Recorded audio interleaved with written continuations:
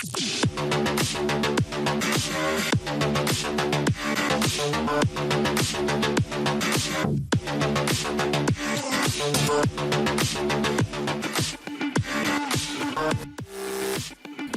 monsieur, bonsoir, merci de nous rejoindre sur Al24 News pour ce nouveau numéro d'Hebdo Chauffe Algéria, votre émission de décryptage de l'actualité et de débat. Mahdi Reza est présent ce soir avec nous. Bonsoir Mahdi. Bonsoir Nouhed, bonsoir messieurs, un plaisir de vous retrouver. Il fallait reprendre son souffle. Exactement, beaucoup de préparatifs. D'émotion. Faisal Moutaoui est également avec nous ce soir. Bonsoir. Bonsoir Nouhed, bonsoir. Il y a également Badis Khnissa. Salam Azou, bonsoir Badis. Salam Azou, bonsoir tout le monde. Et puis Tarek Hafid se joint à nous ce soir, mesdames et messieurs. Bonsoir Tarek. Bonsoir Nouhed, bonsoir messieurs. Alors mesdames et messieurs, avant de vous donner le sommaire de l'émission ce soir, on vous le rappelle, comme tous les soirs, Hebdo Show Algéria vous propose donc un débat participatif. Un QR code s'affiche en bas de vos écrans. Scannez-le et posez-nous les questions qui vous passent donc par la tête, des questions bien évidemment qui sont en lien avec les sujets que l'on abordera ce soir. Au sommaire ce soir, mesdames et messieurs, lancement de la chaire Émir Abdelkader à Oxford, une nouvelle étape dans le renforcement de la coopération académique et scientifique entre l'Algérie et le Royaume-Uni. La relation entre Alger et Paris risque-t-elle de nouvelles tensions sous la pression médiatique de la fachosphère? C'est la question que l'on se pose ce soir en première partie de l'œil d'Alger. Ce soir également, on reviendra sur les liaisons dangereuses qu'entretiennent le Maroc et les Émirats arabes unis avec leur grand ami Israël. Et puis en dernière partie d'émission, Nariman Zikar nous emmènera à Lawrence, au Kansas, où les couleurs de l'Algérie se sont invitées partout dans la ville. L'ambiance, la bonne humeur, la musique et la gastronomie algérienne ont conquis les Américains.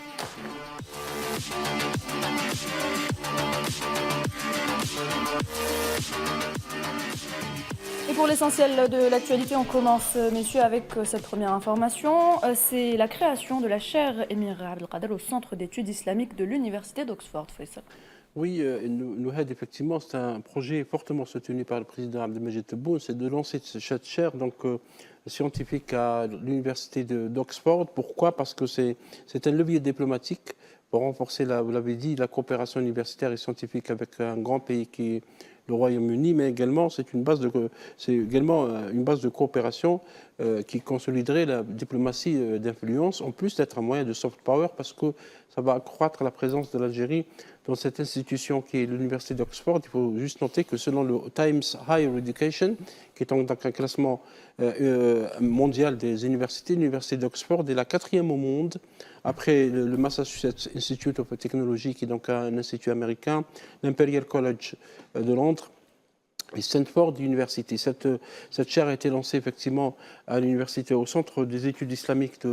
C'est une institution académique indépendante qui a le parrainage du roi, de Sa Majesté le roi Charles III. Elle a été lancée en présence de M. Badari Kamel, quand on le voit à l'image, qui est donc le ministre de l'Enseignement supérieur et de la Recherche scientifique, mais également par le recteur de la Jama' al-Jazair, la mosquée d'Alger, Cheikh Mohamed Mamoun al-Qassimi al-Husseini. Et M.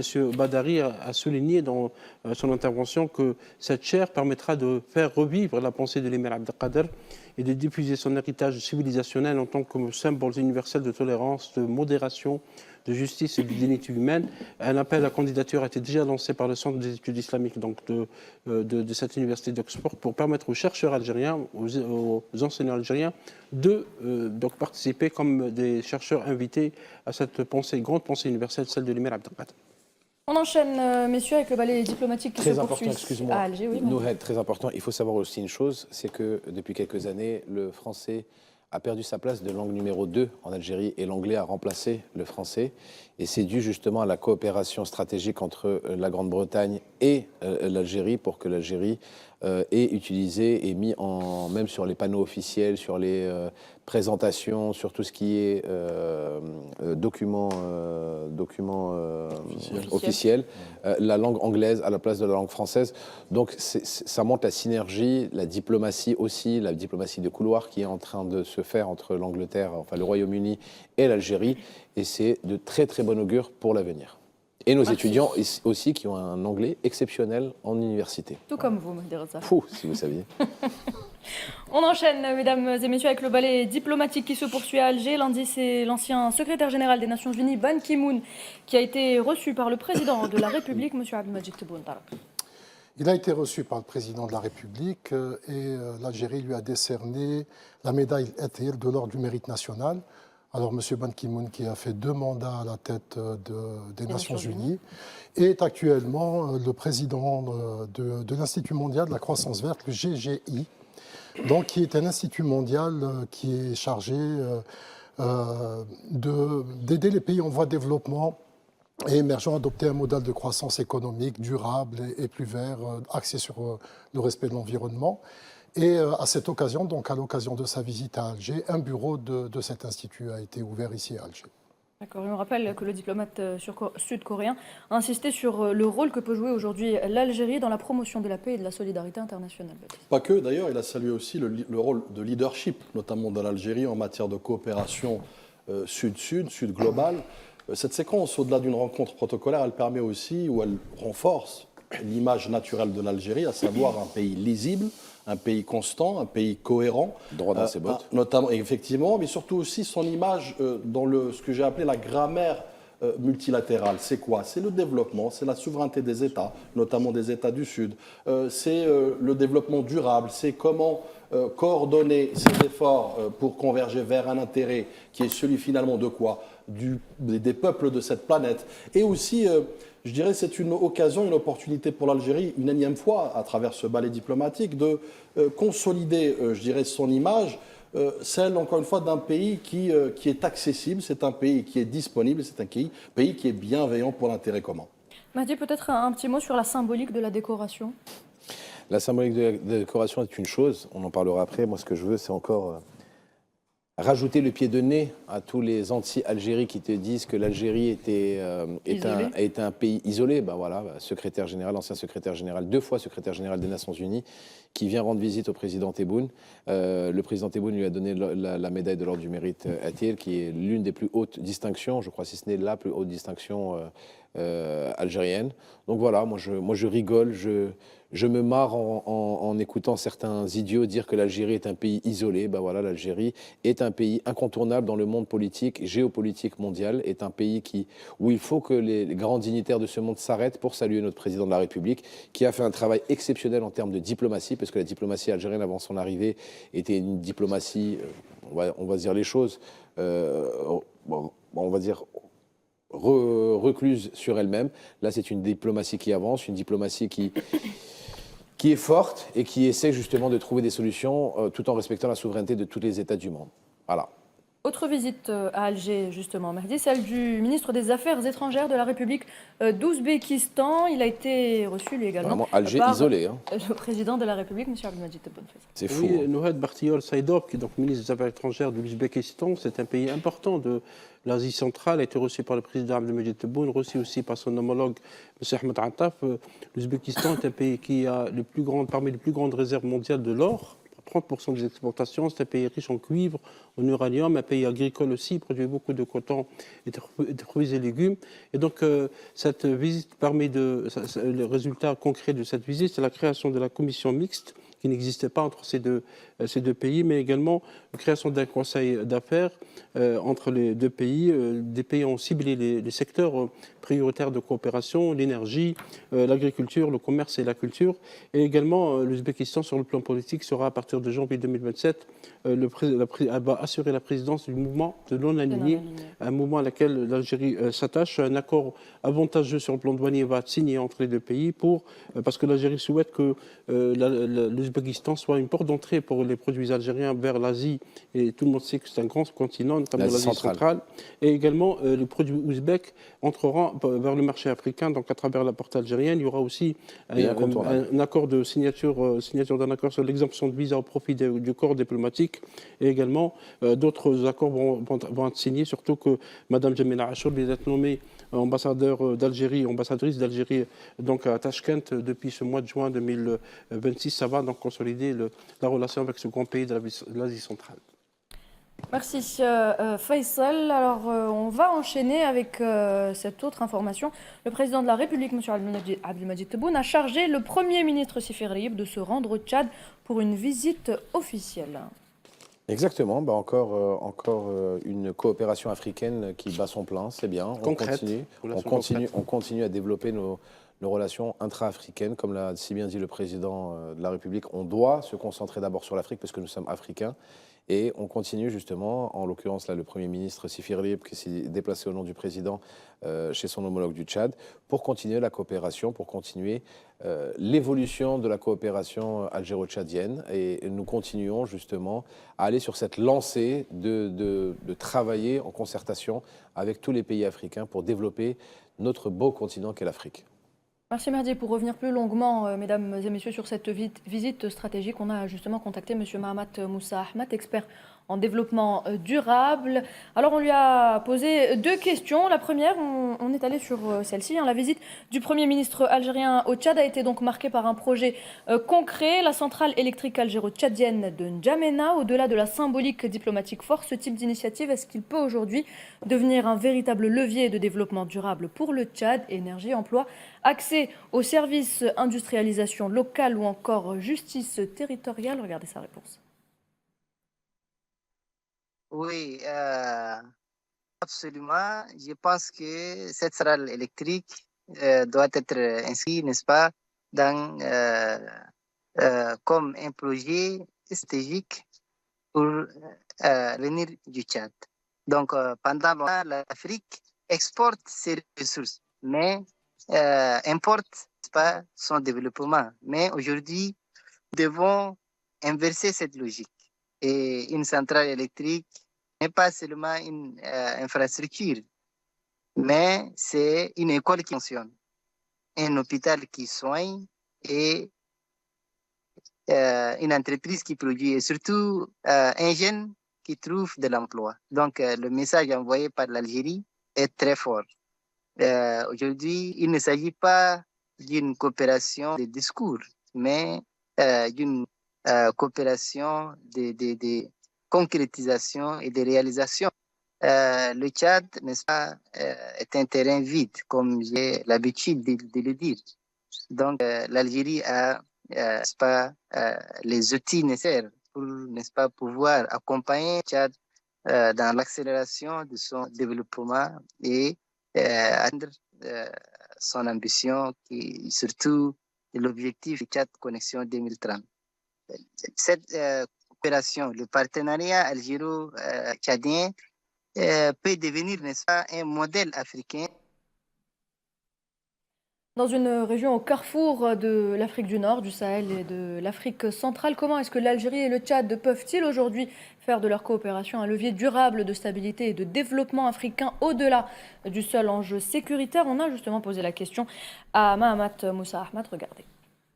Donc l'expertise technique et les moyens d'investissement et le poids économique de l'Algérie sur le continent, n'est-ce pas, nous rassure davantage. Et du côté tchadien, il y a la volonté parce qu'il y a des visites consécutives des chefs d'État en Algérie et aussi également plusieurs délégations de haut niveau qui sont mobilisées pour, n'est-ce pas, aller en Algérie et signer des accords. L'Algérie tient toujours ses engagements et nous comptons également sur la constance, n'est-ce pas, de notre président également pour pouvoir atteindre l'objectif assigné qui est une coopération à long terme, bien évidemment.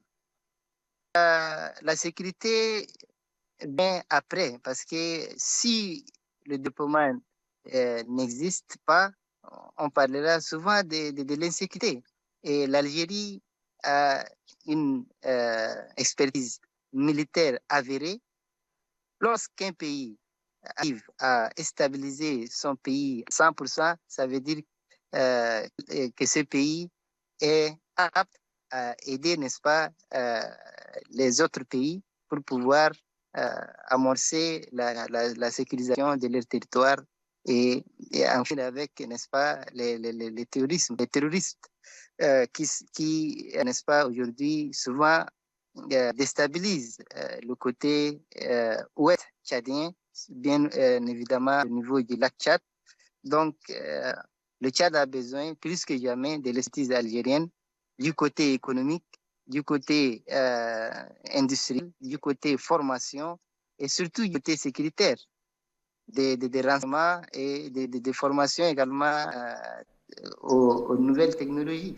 Voilà, mesdames et messieurs, c'était Mahamat Moussa Ahmed, expert en développement durable. Badis, l'approche algérienne aujourd'hui en matière de sécurité inspire les pays de la région. D'abord, l'Algérie, parlons de son approche, c'est une approche quand même qui est en lien et en adéquation, totale adéquation avec son corpus idéologique, à savoir le devoir de l'entraide et de la solidarité. Par quoi? Par cette stratégie qui consiste à faire de la diplomatie du concret, certes, ça a été dit par l'invité, M. Mahamat, mais surtout aussi par sa disponibilité à co-développer, à créer une co-architecture commune pour justement ce qu'on appelle cette diplomatie du bottom-up, c'est-à-dire par le bas. C'est que, pourquoi? Et le président de la République, Al-Majid Tebboune, l'a appelé au lendemain de son élection, au lendemain justement de sa proposition de vision africaine, c'est d'aller vers l'essentiel. C'est qui? C'est les peuples africains.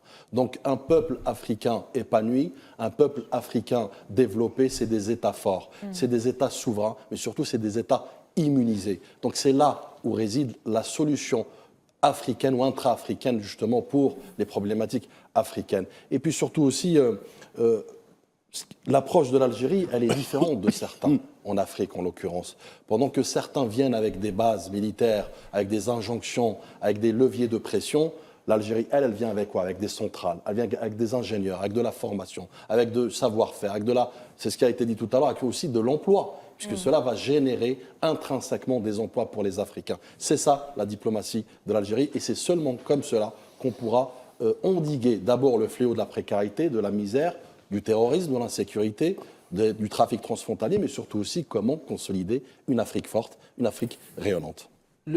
Cette visite de M. Seferri, Badi, c'est la deuxième après le Niger. Et au Niger, il a inauguré donc, une centrale de 40 MW. C'est un don de l'Algérie. Et cette centrale de la zone Fercha, faite par des Algériens aussi. Hein. Oui, c'est faite par des Algériens. Sonagaz International, c'est elle qui donc, va assurer la construction de cette centrale qui va entrer en activité fin décembre 2026, selon le plan établi par Sonagaz International. Et c'est une centrale importante pour le Tchad, pour N'Djamena. Elle va fournir 40 MW. Elle va fonctionner aux turbines à gaz.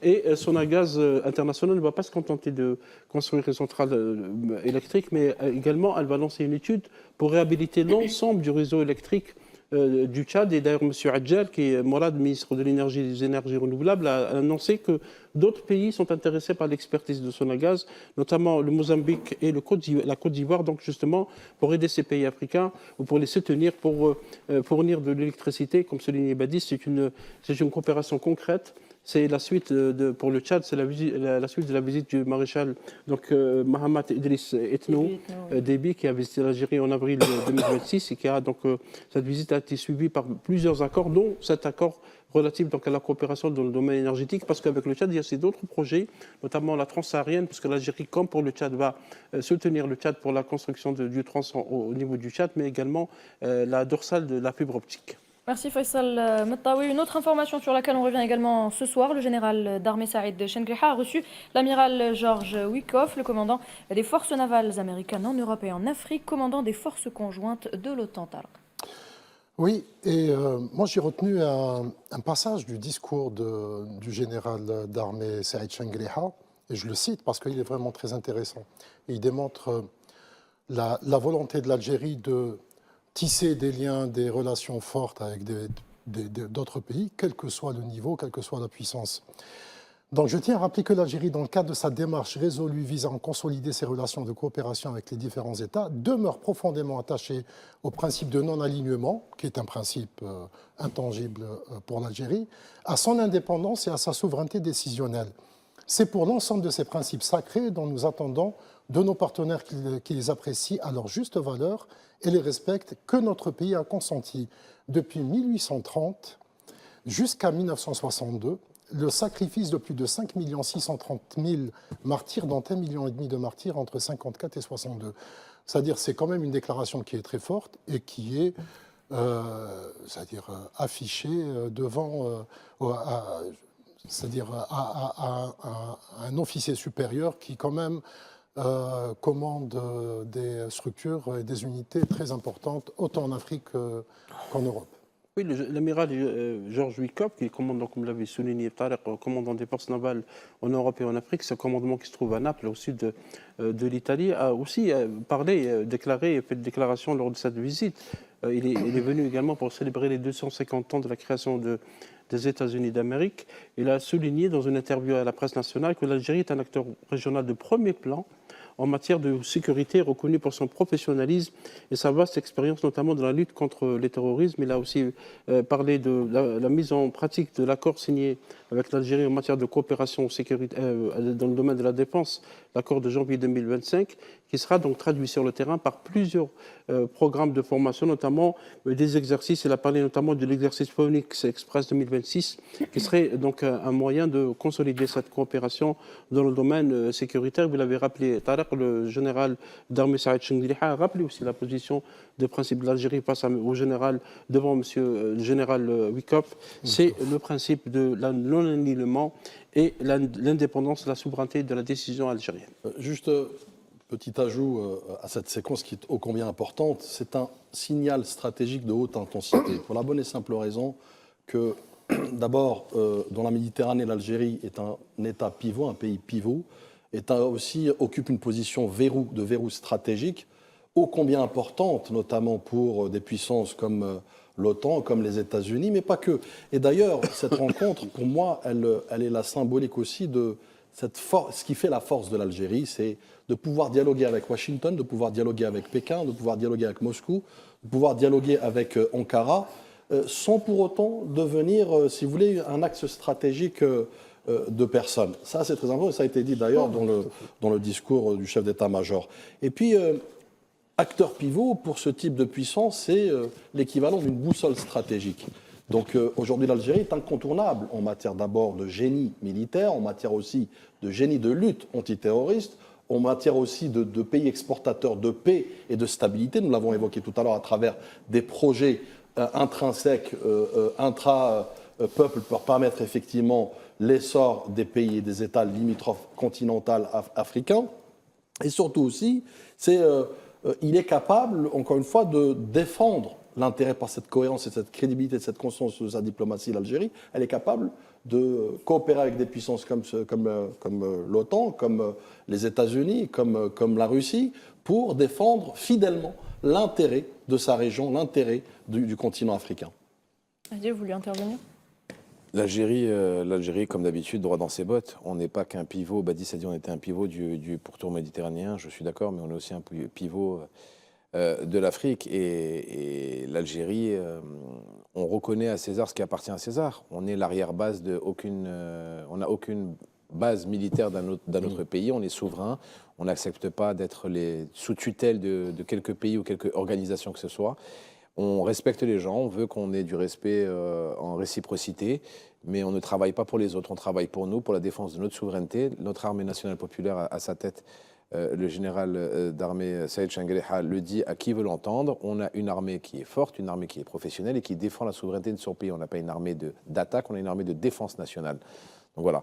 Et on est encore une fois sous la tutelle de personne et on ne reçoit les ordres de personne. Quand on veut travailler avec quelqu'un, c'est nous qui décidons avec qui on veut travailler et on n'est pas les faire-valoir d'une puissance étrangère. Voilà, ça c'est la belle et grande Algérie. Et avant de clore cette séquence, messieurs, retour sur le communiqué du ministère des Affaires étrangères qui condamne les attaques ayant ciblé la Jordanie, le Koweït et le Bahreïn. Oui, un communiqué du ministère des Affaires étrangères qui date du 10 juin. Et l'Algérie exprime sa ferme condamnation et son rejet catégorique des menaces qui ont ciblé la Jordanie, le Koweït et le Bahreïn. Et en fait, l'Algérie, à travers ce communiqué, réaffirme son attachement à la souveraineté de tous les pays arabes, de tous les pays du Moyen-Orient. L'Algérie a rappelé aussi dans ce communiqué l'arrêt immédiat de l'escalade militaire et également le retour à la valette diplomatique et le respect strict du droit international pour le règlement du conflit qui oppose l'Iran aux États-Unis et à l'entité sioniste. Merci messieurs pour cette partie. Mesdames et messieurs, restez avec nous, on revient tout de suite.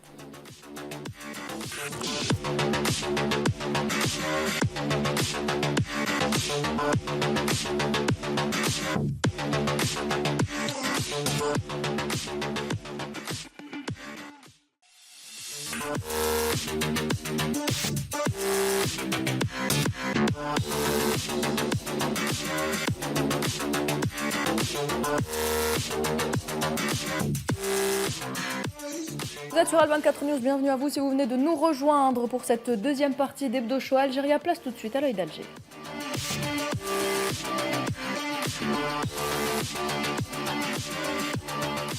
La relation entre Alger et Paris risque-t-elle de nouvelles tensions sous la pression médiatique de la fachosphère? C'est donc la question que l'on se pose ce soir dans cette partie de l'œil d'Alger. Badis, vous avez justement un constat pour nous. Tout à fait. Alger et Paris réchauffent leurs canaux officiels, ça ne nous a pas échappé, mais certains plateaux français, malheureusement, eux, continuent d'alimenter la tension. Plateau. Oui, plateau entre parenthèses. Mais le risque est clair. Le risque est clair, c'est que la diplomatie du buzz, malheureusement, peut fragiliser, ou fragilise d'ores et déjà peut-être la diplomatie d'État, que la relation bilatérale soit otage d'un piège, un piège de provocation permanente. Donc, je demande à la régie justement de étayer ces propos avec des infographies, avec des statistiques, avec des chiffres. Vous savez, comme d'habitude, les chiffres sont têtus. Donc là, première infographie, c'est un peu le volume et la tonalité que j'aimerais mettre en exergue. Premier constat, l'Algérie est omniprésente dans les médias français. 23 000 mentions, 4 500 contenus centrés sur les relations France-Algérie et près de 900 séquences TV radio. Mais le chiffre le plus révélateur, j'ai envie de vous dire, c'est celui des 62%. 62% de quoi? De couverture conflictuelle ou négative, c'est-à-dire anti-Algérie. Donc le problème, ce n'est pas que l'on parle de l'Algérie, soit, mais que le problème, c'est que comment on parle de l'Algérie. Donc l'Algérie est surexposée médiatiquement, mais sous-expliquée, Mehdi, stratégiquement. L'infographie numéro 2, je bois vos larmes, la fachosphère Bolloré, je bois vos larmes. Longtemps. Ça fait longtemps que je n'ai pas bu vos larmes, la fachosphère Bolloré. Je bois avec toi. Finir. L'infographie numéro 2, donc qu'est-ce qu'on y retrouve? On y retrouve la répartition par grand thème, j'ai envie de vous dire. Donc deuxième constat, c'est quoi? C'est que le cadrage est massivement biaisé, altéré, dénaturé. Un contenu sur 3, comme vous le voyez bien, ramène l'Algérie à l'immigration, aux OQTF ou aux accords de 1968. C'est une réduction, c'est un raccourci politique, clairement. Donc l'Algérie, si vous voulez, est traitée comme un problème de préfecture, alors que l'Algérie est une puissance méditerranéenne, l'Algérie est une puissance africaine, énergétique et diplomatique.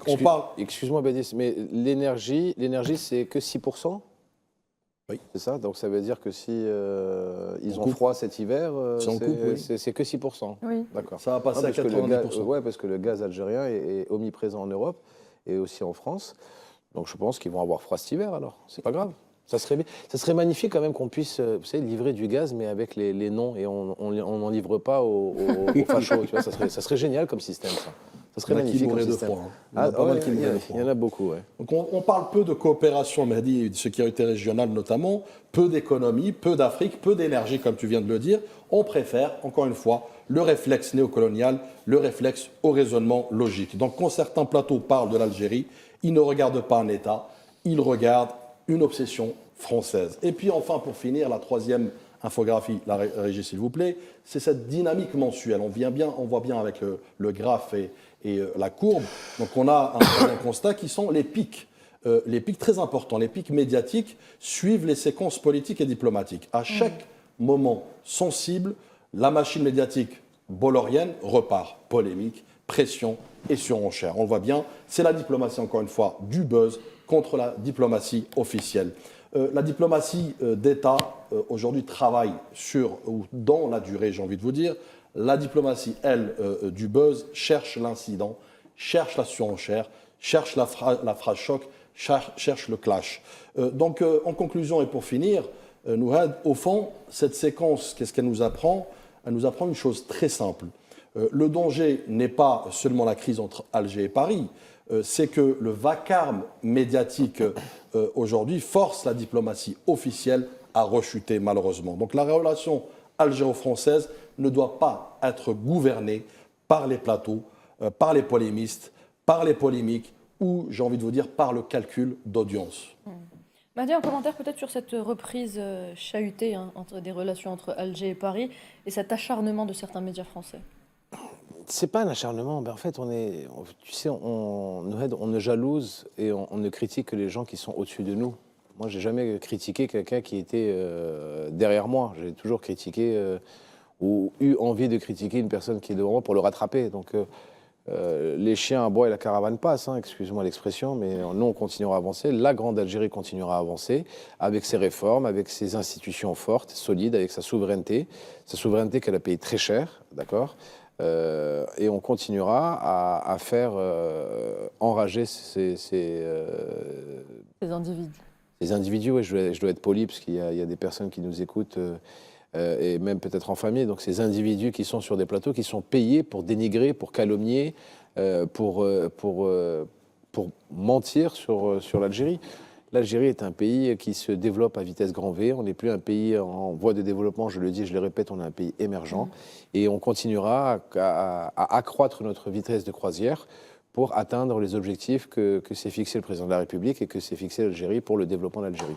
Maintenant, moi, ça me fait un peu rire d'écouter des conneries comme ça, parce que, je ne vais pas vous mentir, la France, dans l'état où est-ce qu'elle est, je pense qu'elle a beaucoup plus à s'occuper que de s'occuper de l'Algérie ou de la relation diplomatique avec l'Algérie. Enfin, les médias français devraient s'occuper plus des gens qui crèvent de faim, des gens qui n'arrivent pas à payer leur facture d'électricité, des gens qui n'ont pas de quoi remplir leur caddie, des gens qui dorment dehors.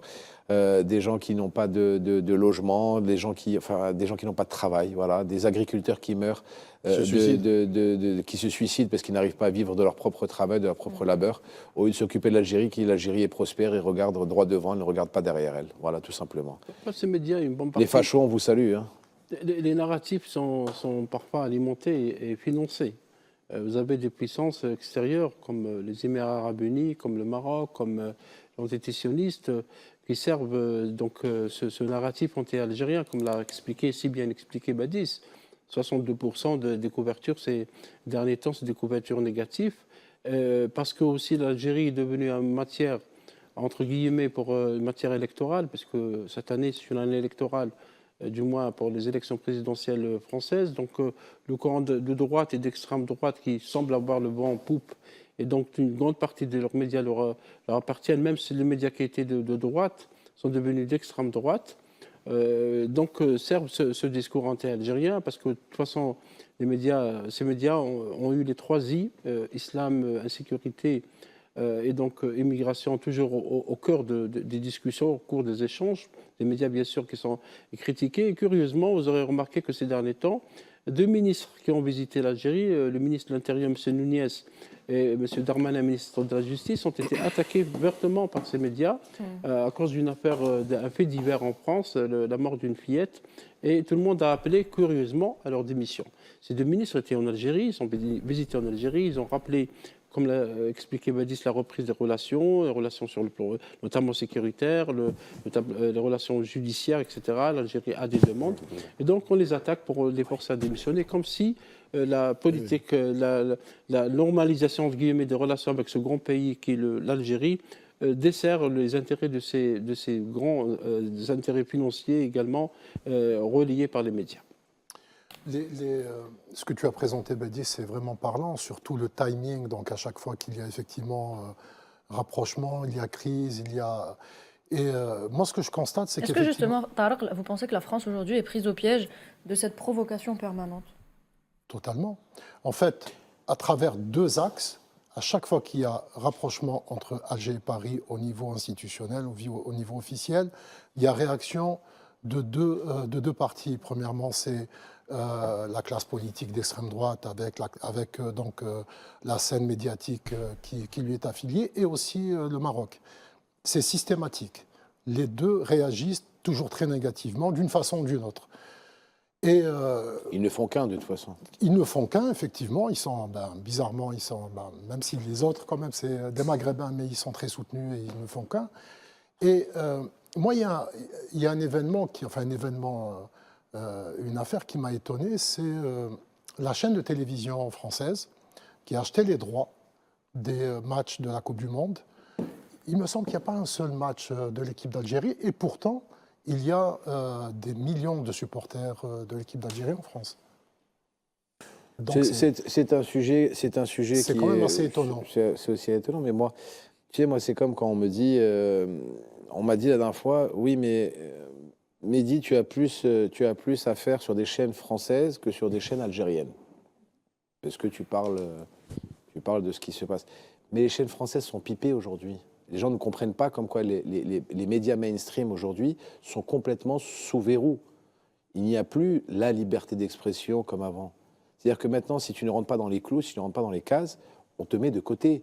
Quand tu parles de l'Algérie, quand tu défends de l'Algérie, on te met de côté. Quand tu parles de la Palestine, on te met de côté. Quand tu parles des droits des personnes dans la précarité, on te met de côté. En fait, il faut que tu sois un mouton, d'accord, un bon petit mouton, et que quand le berger, en l'occurrence, par exemple, Pascal Praud te dit il faut dire ça, ben, il faut que tu dises ça. Et il y a eu énormément de preuves de ce que je suis en train de raconter, de personnes qui se sont fait mettre de côté, enfin qui se sont fait écarter des plateaux de télévision parce qu'elles n'étaient pas, parce qu'elles ont pris position et parce qu'elles n'étaient pas dans la lignée éditoriale de ce qu'ont décidé, entre guillemets, leurs penseurs, leurs maîtres d'école. Donc à un moment, moi, je suis très sincère parce que j'ai connu les deux côtés. Moi, on ne m'a jamais appelé pour me dire « Oui, non, mais il faut que tu dises ça ou il faut que tu dises ça en Algérie ». Par contre, en France, quand tu es sur un plateau et que tu ne vas pas dans leur lignée, tu es tout de suite appelé par la rédaction pour te dire « Non, mais tu n'avais pas le droit de faire ça ou il ne faut pas faire ça ». Donc, la liberté d'expression à géométrie variable, elle se passe de l'autre côté, elle ne se passe pas ici. Et il y a aussi une autre technique, ce qu'ils font, qui est beaucoup plus malsaine. C'est qu'en fait, ils te coupent au niveau de tout ce qui est radio, télévision, presse écrite, presse papier ou presse numérique, quand tu ne rentres plus dans les clous. C'est-à-dire qu'ils ont c'est tellement métastasé. Marginalisé, totalement. Non, mais ils ont un tel réseau, comme le dit si bien Faisal, que quand tu ne rentres plus, quand tu n'es plus d'accord avec leur doctrine qui te dicte, parce qu'ils te donnent une doctrine, ils te dictent une doctrine à suivre, et bien à ce moment-là, qu'est-ce qu'ils te font? Ils te mettent sur le côté, mais partout. Ils te boycottent sur tous les plateaux. Mais quand je te dis sur tous les plateaux, parce que c'est des copains et des copines entre eux, et que l'un, pour rendre service à l'autre, eh ben, il va te dire « Non, mais celui-là, s'il te plaît, ne le fais pas passer, parce qu'on l'a dégagé la semaine dernière, et que s'il passe chez toi, ben, c'est pas bon pour nous. » Et c'est comme ça que ça se passe.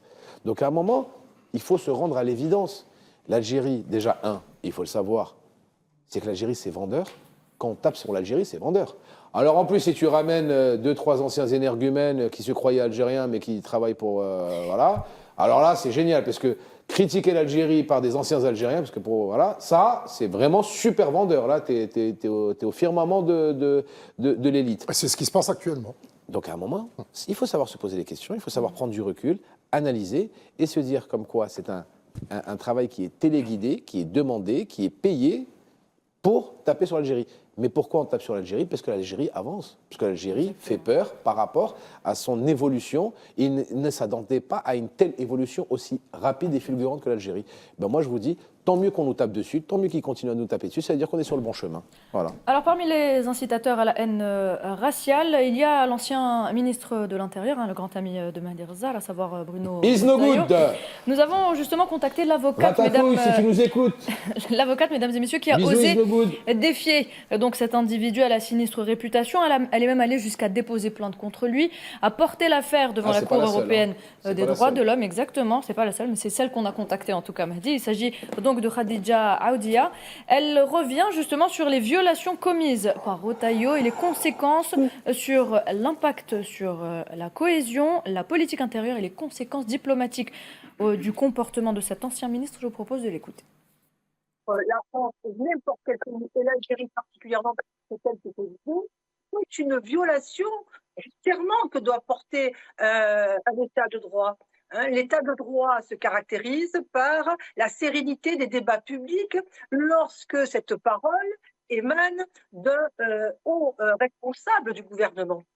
Cette sérénité et cet équilibre dans les relations diplomatiques, elle est nécessairement violée dès lors où un ministre va tenir des propos discriminants, des propos stigmatisants qui vont nécessairement briser cet équilibre et cette harmonie au niveau national, mais aussi au niveau international. D'où la responsabilité lourde qui est engagée par un ministre. La parole, elle a un sens, elle a surtout une portée.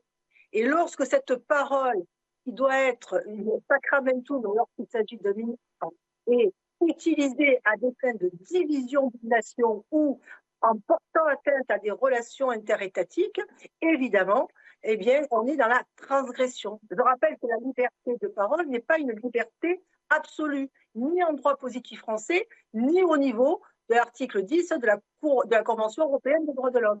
Une chose est certaine, c'est qu'en violant délibérément en violant délibérément le respect dû à chaque individu composant la nation française, en attaquant d'autres ressortissants, que sont les ressortissants algériens, que ce soit les diasporas algériennes en France ou que ce soit les ressortissants algériens à eux-mêmes qui se sont attaqués à travers ces propos tenus par un ministre de l'Intérieur. Nécessairement, en réaction, il va y avoir des conséquences dans les relations diplomatiques. C'est évident. J'aime beaucoup cette avocate. Une réaction. J'aime beaucoup cette avocate et je vais la contacter. Je vais la contacter, cette avocate, parce qu'elle va défendre nos droits, Bédis et moi. Parce que nous, on se fait à chaque fois chamailler. Moi, de toute façon, c'était un secret de polichinelle que je suis fiché S et que à chaque entrée ou sortie de l'aéroport, et Bédis, on a déjà voyagé ensemble, c'est entre 30 minutes et 45 minutes de questions-réponses. Et que je suis fiché S, et voilà, parce que Retailleau parce que Isnogoud l'a décidé, mais je vais contacter cette avocate et je vais lui demander de défendre mes droits. Tiens, je préfère donner mon argent à une compatriote. Voilà, Et cette avocate, on rappelle, m'a dit qu'elle a répertorié 15 déclarations publiques compilées. Voilà, je vais la contacter, je vais être son client. Voilà, bravo à elle, bravo pour ce qu'elle fait. Bédis, une réaction? Non, écoutez, je pense qu'elle dit haut et fort ce que beaucoup pensent tout bas, hein, c'est qu'aujourd'hui, franchement, chapeau. Les victimes de Retailleau ne sont pas que les relations bilatérales, c'est aussi les Français eux-mêmes.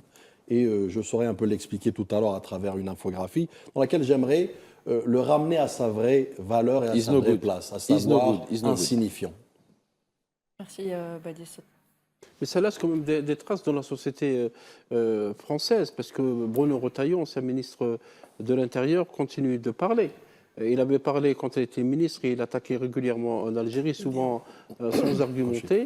Et Mme Aoudia a bien fait de répertorier ses déclarations publiques qui se poursuivent. Il n'y a pas que lui, bien évidemment, il y a d'autres. Et peut-être c'est une manière de rappeler la France à ses obligations. C'est vrai que la liberté de parole et la liberté d'expression, c'est un principe sacré, mais il n'est pas sacré pour tout le monde. Tout à l'heure, Mahdi parlait de la critique de l'entité sioniste. Si vous critiquez l'entité sioniste, si vous remettez en cause l'Holocauste, si vous faites, il y a beaucoup d'interdits et de lignes rouges en France. La loi Yadan est là pour le prouver, parce qu'on veut même empêcher les Français, le peuple français, de critiquer l'entité sioniste. Donc pour dire qu'effectivement, la liberté de parole, elle est réglementée, elle est codifiée par le droit européen. Mais malgré ça, malgré cette initiative, Bruno Retailleau continue de dire ce qu'il veut sur les antennes. Manouhed, j'aimerais juste, je demande à la régie de mettre cette vidéo pour montrer un peu de qui on parle, de cet énergumène qui effectivement, d'abord c'est un saltimbanque qui coanime... Oh le tricheur, les vachettes! Qui coanime un saltimbanque de l'époque du Puy du Fou, mais un saltimbanque aussi de la politique française aujourd'hui. Et on voit bien qu'ici, c'était cette fameuse triche, notamment par rapport à la Vendée, pour favoriser sa région. Donc c'est pour vous dire qu'effectivement, c'est quelqu'un qui est loin d'être respectueux des valeurs, encore moins des principes, encore moins des Français, puisqu'il y avait une ville en face, il y avait une région en face. Mais c'est incroyable, je l'ai dit la semaine dernière. Mais comment un mec qui triche avec des vachettes, des vaches, il est devenu premier flic de France, il est devenu ministre de l'Intérieur. Mais comment on est passé des vaches à être premier ministre de l'Intérieur? Enfin, c'est un truc de fou, mais tu dis ça à n'importe qui, il ne te croit pas. Le mec trichait à un jeu télévisé avec des vaches, et c'est le premier flic de France, c'est lui qui doit garantir la sécurité des Françaises et des Français. Mais dans quel monde on vit? Mais ça part complètement en cacahuète. Enfin, je sais pas.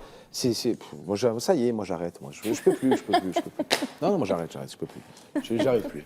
Je vous propose d'écouter ça, on en reparle juste après. Non, j'arrive plus. C'est trop. Olivier, voici la question.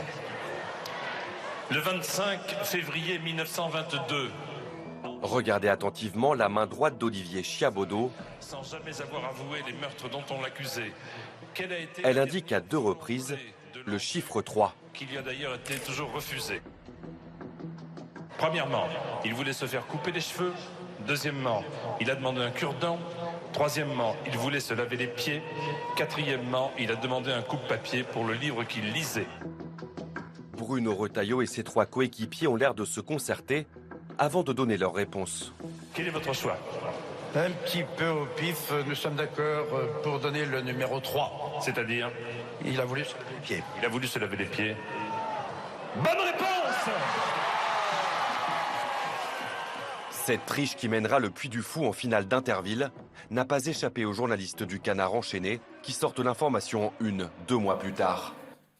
Badis, une réaction? On voit bien le saltimbanque politique et artistique à l'œuvre, mais tout sauf justement pourquoi il a été mandaté, à savoir être ministre de l'Intérieur et servir les Français. Et c'est là où je veux en venir. Je vais encore une fois, comme vous me connaissez, Nouhed, les faits sont têtus, les chiffres sont têtus, et je suis là pour démontrer effectivement que cet insignifiant énergumène devrait revenir à sa place et ne pas encore moins penser à être présidentiable. Sa place, c'est avec les vaches. Exactement. Et encore, je pense que même les vaches n'en voudront pas.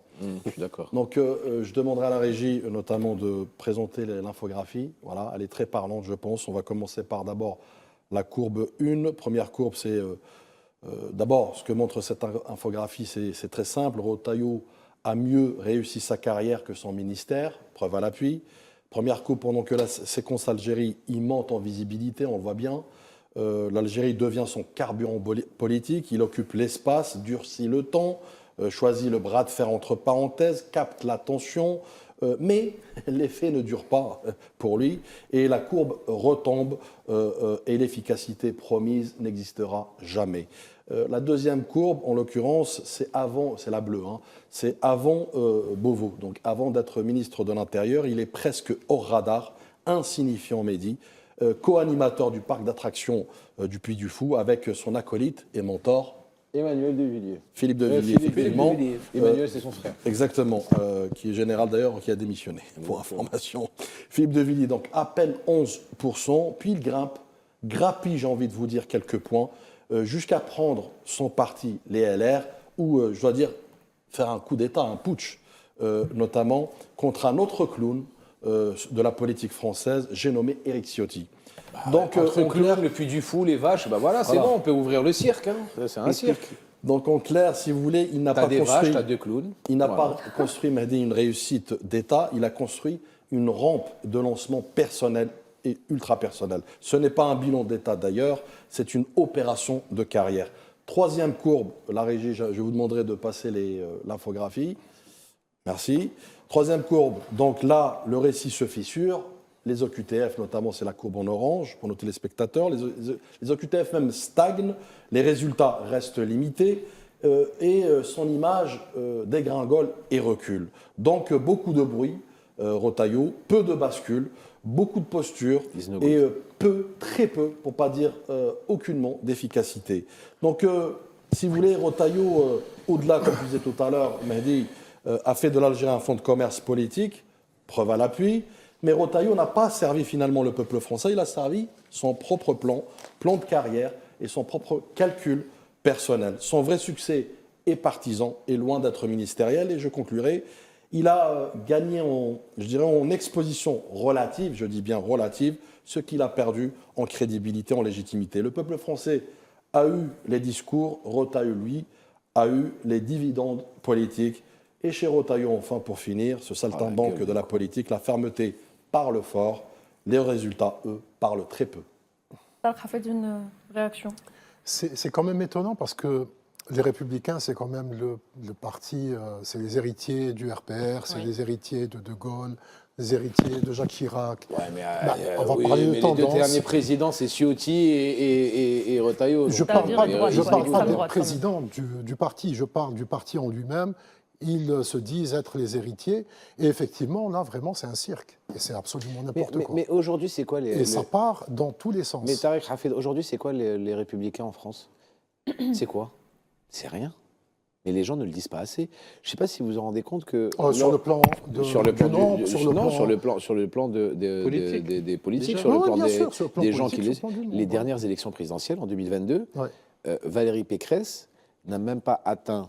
Elle était candidate des Républicains, pardon.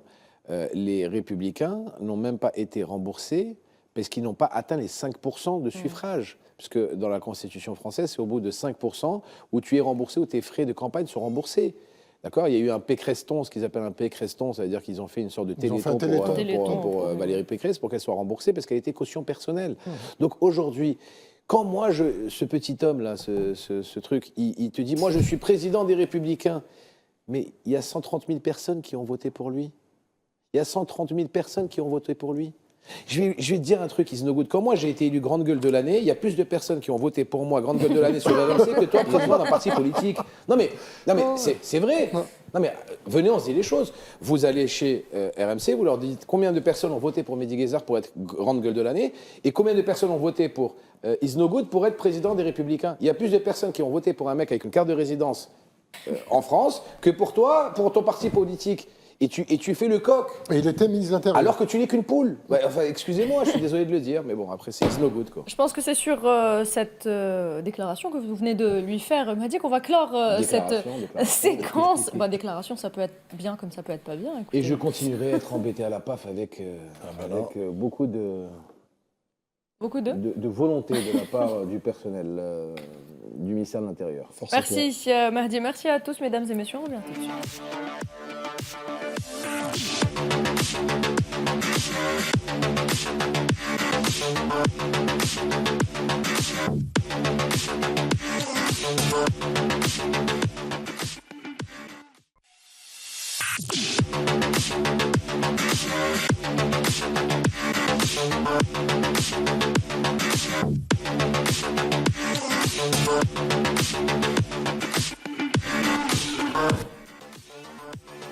Merci de vous joindre à nous pour cette troisième partie de votre émission Hebdo Show Algérie. L'œil d'Alger se poursuit et se tourne ce soir également vers les liaisons dangereuses qu'entretiennent le Maroc et les Émirats Arabes Unis avec leur grand ami Israël. Les Émirats Arabes Unis, on va en parler tout à l'heure, mais d'abord revenons sur cette information. Est-ce que vous saviez, messieurs, qu'un influenceur marocain proche du Palais Royal avait été reçu par le président de l'entité sioniste Herzog avec un maillot du Maroc dans le cadre de la Coupe du Monde 2026 ? Mahdi, est-ce que vous aviez...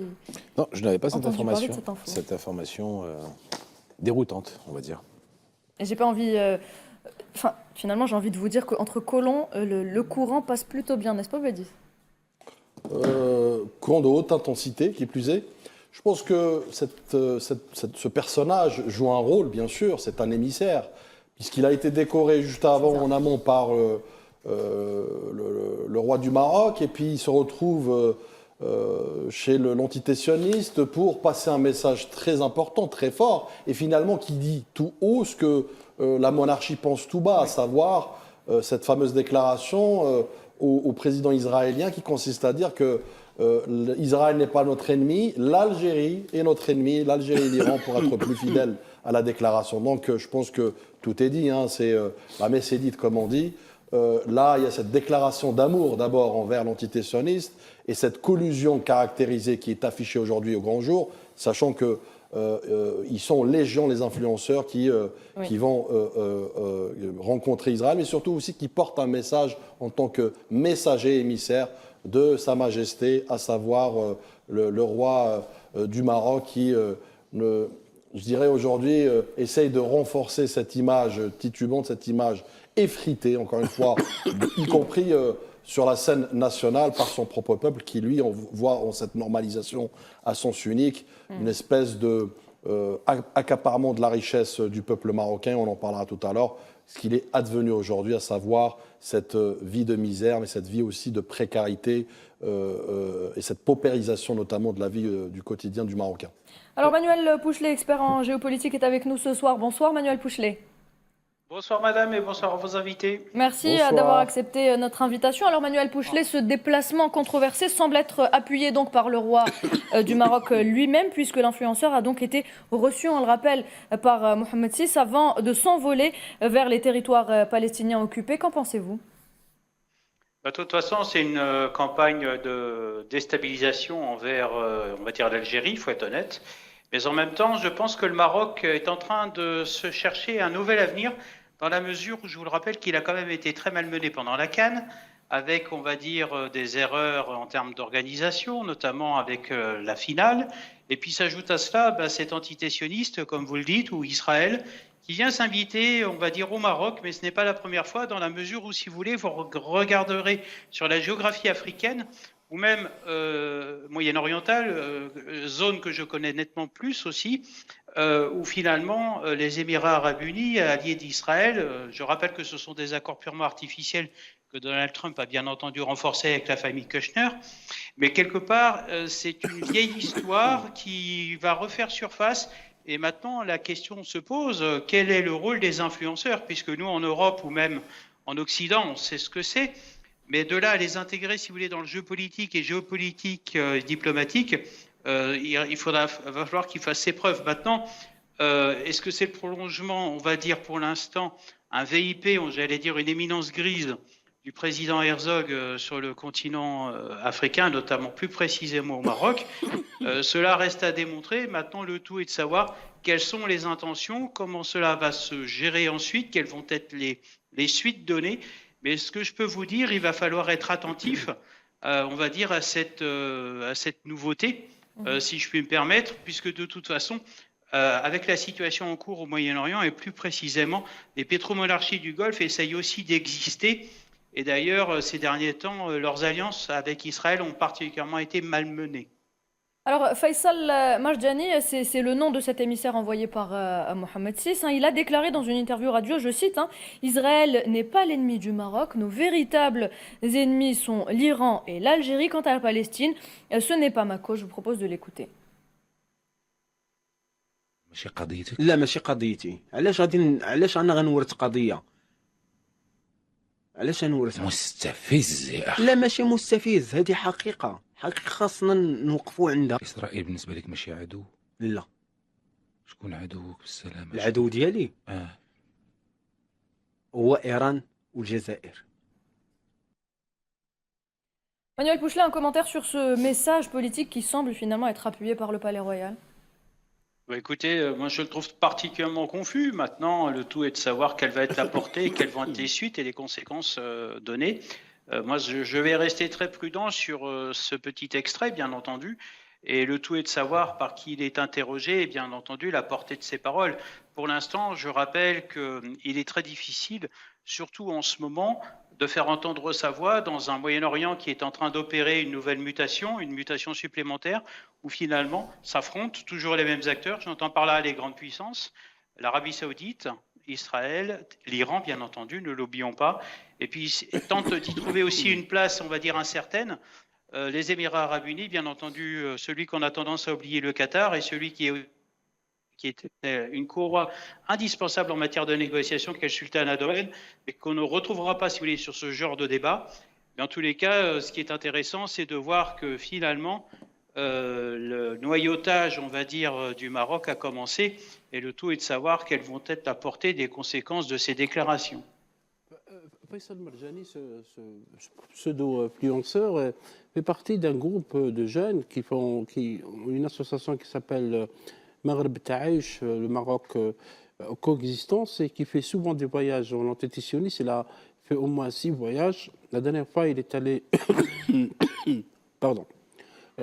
La dernière fois, il est allé à Al-Quds, où il est allé danser avec des jeunes sionistes, au moment où l'entité sioniste bombardait Gaza et que les colons attaquaient donc les Palestiniens en Cisjordanie. Il a d'ailleurs été critiqué par une partie de l'opinion marocaine, parce qu'il faut dire qu'au Maroc, il y a une partie de l'opinion de la rue qui est contre la normalisation avec l'entité sioniste. Il a été même accusé d'être un agent du Mossad. Lui, on l'a entendu dans l'extrait, c'est très grave, il dit « Je ne veux pas hériter de la cause palestinienne ». Parce que ça, c'est un travail qui est fait par le Mossad, c'est essayer d'avoir ce qu'on peut appeler la normalisation populaire, parce qu'on sait qu'une partie de l'opinion, comme je le disais, est hostile, que le palais royal, bien sûr, s'est jeté bras ouverts dans les bras donc, de l'entité sioniste, c'est qu'il y a un deuxième créateur de contenu qui s'appelle Amin Driss Boutaibi. Lui, il a une association qui s'appelle curieusement Tarbouche Rose, Pink Tarbouche, qui fait, oui, ça fait rire effectivement Nouhed, qui fait le même discours. Curieusement, ils font le même discours. Donc il y a un narratif qui est fabriqué par l'entité sioniste à travers le Mossad et qui sert donc de discours d'hostilité à l'égard des voisins, à l'égard de l'Algérie, bien sûr soutenu par le palais royal, mais également à l'égard d'autres pays, de pays lointains, comme l'Iran. Parce que le discours tenu par Marjani, très provocateur, un discours dangereux, qui tente donc de monter une partie de l'opinion arabe contre une autre, en soulignant que, sous couvert bien sûr de l'antisémitisme, en oubliant que les Arabes eux-mêmes sont des sémites, parce que c'est un discours, c'est ça qu'on met tout pour justifier ou essayer de cacher les crimes commis par l'entité sioniste à Gaza et en Cisjordanie. Manuel Pouchelet, Tarek Hafez, je vous donnerai la parole juste après. Manuel Pouchelet, quand cet influenceur dit que la Palestine n'est pas ma cause, est-ce qu'aujourd'hui la solidarité avec la Palestine n'est plus compatible avec les intérêts stratégiques du Maroc? C'est difficile, vous savez, c'est un sujet qui, au sein déjà de nombreux pays, divise, je vais être honnête, y compris bien entendu en dehors de la région. Maintenant, le tout est de savoir quel est l'objectif. C'est ni plus ni moins qu'une opération, si vous voulez, j'ose pas dire de propagande, mais c'est le cas, de l'entité sioniste face, on va dire, à l'entité, face aux autorités palestiniennes et aux Palestiniens en général. Parce que je rappelle que ce qui est derrière tout ça, c'est pas le Mossad, c'est le gouvernement de Netanyahou. Le Mossad n'est qu'un simple exécutant, d'autant plus que cela, vous savez, ce genre d'opération prend du temps à se préparer, et en même temps, vous venez il y a à peu près 15 jours, 3 semaines, avec la nomination d'un nouveau chef du Mossad. Donc, si vous voulez, c'est une opération de déstabilisation. Moi qui connais un petit peu le secteur, c'est ce qu'on appelle c'est de l'ingérence et c'est de la contre-insurrection, tout simplement, pour l'instant. Mais il va falloir être vigilant sur les signaux, parce que ce sont des signaux faibles qui, finalement, s'avèrent être plus forts que prévu, et c'est là qu'est le danger. C'est en fait étonnant un peu cette façon de faire, parce qu'en réalité, que ce soit Pink Tarbouch ou ce pseudo-influenceur, quand on les voit, ils sont assez jeunes. Ils s'adressent à l'opinion publique marocaine à travers un média marocain. Ils sont sûrement payés grassement, que ce soit par la partie sioniste ou alors même par le palais, puisque effectivement cette personne a été décorée par le roi avant de partir, rencontrer le président de l'entité sioniste. Et ce qui est encore plus étonnant, c'est que le roi lui-même se revendique, et il revendique tout le temps, être quand même le président du comité El-Quds. Oui. Donc il y a des choses quand même qui ne collent pas trop. Mais en réalité, lorsqu'on voit tout ce qui se passe au Maroc depuis 2020, donc décembre 2020, avec la normalisation, finalement, ce n'est qu'une suite, on va dire, logique, et qui va monter encore plus en puissance avec, prochainement, donc avec tous les tiraillements qui sont en train de se dérouler pour savoir qui va être le successeur de Mohamed VI. Et beaucoup de choses sont en train de se jouer. Ceux qui sont en train de perdre le jeu, c'est visiblement les Français, qui ont du mal à se positionner comme ils l'ont toujours fait depuis, on va dire, la fin du protectorat marocain. Et ceux qui sont en train de prendre le lead, c'est les sionistes d'un côté, c'est les Américains de l'autre. Donc, ce qu'on est en train de constater là maintenant, c'est une nouvelle séquence de l'entité sioniste qui fait parler des marionnettes contre l'Algérie d'un côté et contre l'Iran de l'autre. Alors justement, on l'a noté ces derniers temps, l'image du Maroc en prend un coup à l'international. Par exemple, je pense au débat autour du tourisme sexuel qui est relancé chez nos voisins. Un sujet, Badis, que Rabat semble vouloir occulter. Occulter, voire même marginaliser, voire même à l'essayer de faire disparaître. Mais cela nous renvoie sur une question fondamentale. Aujourd'hui, le Maroc, en matière, par exemple, de VIH, oui, de sida, c'est un pays qui connaît une forte croissance, malheureusement. Mais cette croissance, elle en dit long sur les politiques, notamment sanitaires, surtout aussi comment le peuple marocain, finalement première victime, est considéré ou inconsidéré, dois-je dire. Je demanderai à la régie de faire passer effectivement une infographie qui, pour moi, pose le décorum et alerte, non, c'est peut-être pas celle-là, sur le VIH. Et d'ailleurs, qui est la source du Matin Média, qui est un média marocain, oui, et qui en dit long effectivement sur justement la fatalité et surtout ce qui est advenu aujourd'hui le Maroc en matière de lutte contre le VIH. Le chiffre est brutal, vous le voyez bien dans cette illustration, 49%. C'est quoi? C'est 49% des personnes vivant avec le VIH au Maroc sont des femmes. Contre d'ailleurs 18% en 1990. Donc vous voyez bien que le bond est important et phénoménal. Ce n'est pas seulement une donnée sanitaire, c'est également un révélateur social. Derrière la vitrine, si vous voulez, de modernité que Rabat essaye ou cherche de vendre tant bien que mal, il y a malheureusement des fractures profondes. à savoir les inégalités femmes-hommes, comme on le voit dans cette illustration. Il y a des violences faites aux femmes. On pourra en parler effectivement avec quelques chiffres par la suite. Dépendance économique, y compris que ce que j'expliquais la dernière fois, cette vassalité, cette normalisation à sens unique qui finalement pénalise le peuple marocain, et surtout accès inégal à la santé et au médical. L'autre chiffre qui choque également, c'est 12 940. C'est quoi? C'est 12 940 autorisations de mariage de filles mineures en 2022. Voilà, j'ai envie de vous dire, le vrai sujet. Le scandale n'est pas la maladie en elle-même. Le scandale, c'est la vulnérabilité sociale qu'elle révèle. Le scandale, c'est également le Maroc, aujourd'hui, si vous voulez, à cette allure, va devenir un pays exportateur de VIH à travers le tourisme sexuel, puisque vous le savez très bien, beaucoup d'Européens, d'Occidentaux viennent au Maroc pour le tourisme sexuel. Donc, qu'on près d'une personne, si vous voulez, vivant avec le VIH sur 2 est une femme, on parle plus seulement de santé publique. On parle d'un système en déliquescence, d'un système qui expose les plus fragiles, tout en continuant à soigner son image à l'étranger. Donc, pour conclure, Nouhad, le Merzen vend la vitrine, les chiffres qui sont là, têtus, éloquents. Eux, en revanche, montrent l'arrière-boutique.